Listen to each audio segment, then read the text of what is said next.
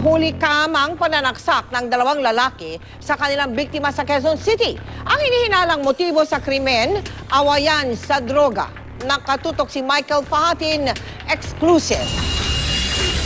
Pasado alas 3 na madaling araw, iilan lamang ang masasakyan na dumaraan sa Central Avenue sa may Barangay Colyat, Quezon City, nang mabulabog ang katahimikan sa eksenang ito.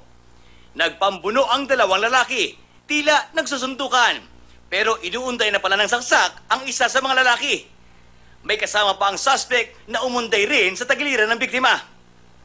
Habang ang biktima nakahiga at sinasalag ang saksak sa pamamagitan ng kanyang mga paa. Kalahating minuto ring binanata ng biktima hanggang sa iniwan na lamang nila ang naghihingalong lalaki.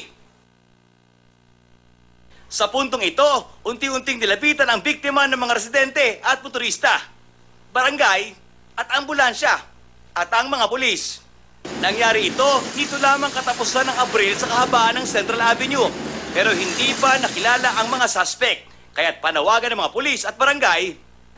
Video natin sa hawak na rin ng pulis sa pinag-aaralan nila. Kasi medyo gabi nun medyo madaling araw. Medyo hindi ganong kalinaw. No? Pero yung pangyayari talagang siguro kung kilala mo yung gumawa, kung taga doon ka, kilala mo yung gumawa, yung kanilang mga kilos, makikilala mo sila. Awayan sa droga ang hinala ng mga pulis na pinag-ugatan ng pananaksak.